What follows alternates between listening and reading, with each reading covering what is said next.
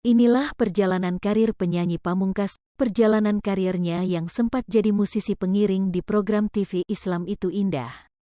Selain lagu-lagu yang romantis, dia juga berkali-kali menjadi sorotan karena kontroversinya. Yang terbaru adalah aksinya menggesekkan HP penonton ke alat vitalnya saat di atas panggung.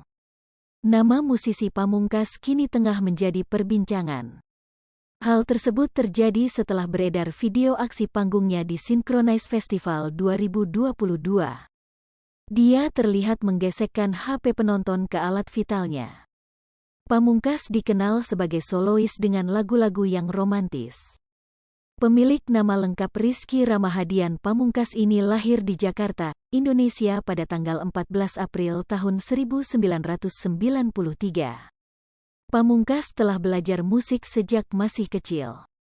Pada usia 8 tahun, ia mengikuti les drum untuk memulihkan telinga kiri Pamungkas yang setengah tuli. Karena merasa tidak cocok, Pamungkas kemudian beralih menjajal piano dan gitar secara autodidak. Pamungkas begitu lekat dengan musik, sampai akhirnya pada usia 10 tahun ia berkata pada ayahnya bahwa tak ingin sekolah dan hanya ingin bermain musik.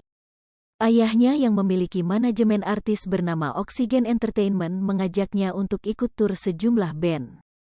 Gue bolos sekolah, ikut tur. Diajari kalau mau jadi musisi harus jadi kru dulu, harus tahu dunia dulu supaya saat jadi talent enggak seenaknya sama orang, ungkap Pamungkas dalam sebuah wawancara. Saat melanjutkan pendidikan di SMP 200 Jakarta, ia sudah tampil secara reguler di kafe bernama La Piazza dengan honor Rp1,6 sampai Rp2 juta. Merasa bisa mendapat uang, Pamungkas jadi makin tak tertarik pada pendidikan dan tidak ingin melanjutkan pendidikan ke SMA. Hal tersebut sempat membuatnya bertentangan dengan keluarga hingga akhirnya ia mengambil jalan tengah dengan homeschooling.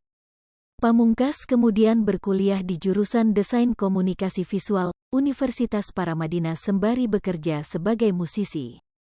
Sebelum akhirnya berkarir solo dan terkenal, ia diketahui pernah kerja jadi kru TV di program Islam Itu Indah.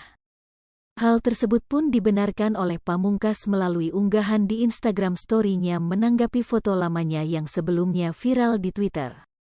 Ia mengaku bekerja di acara televisi tersebut sebagai kru musik. Ini benar saya, tahun-tahun 2013 sampai tahun 2014 saya kerja di Trans TV Islam Itu Indah di audio broadcasternya. Kerjaan saya play sound bumper in bumper out, tulis Pamungkas dalam Insta Story-nya. Pamungkas mengatakan kalau dalam saat itu, ia harus membuat 2 lagu dalam sehari dari jam 11 malam hingga jam 3 pagi. Selama hampir 1 tahun kerja di sana, belajar banyak sekali, dari nulis lagu sampai mengerti industri TV di Indonesia, sambil dengar ceramah setiap hari, imbuhnya. Uang hasil kerja kerasnya sebagai kru televisi pun ia kumpulkan hingga akhirnya mampu membeli laptop dan perlengkapan rekaman. Dari situ, Pamungkas kemudian membuat album pertamanya yang bertajuk Walk the Talk. Hingga kini, Pamungkas telah sukses merilis 3 album yakni Walk the Talk 2018, Flying Solo 2019, Solipsism 2020, Solipsism 0.2 2021, dan yang terbaru Birdi 2022. Dari 3 album tersebut muncul sederet hits, termasuk Kenangan Manis, I Love You But I'm Letting Go, Flying Solo hingga Closure. Pamungkas sempat masuk nominasi AMI Award 2019 sebagai artis solo pria pop terbaik lewat lagunya I Love You But I'm Letting Go.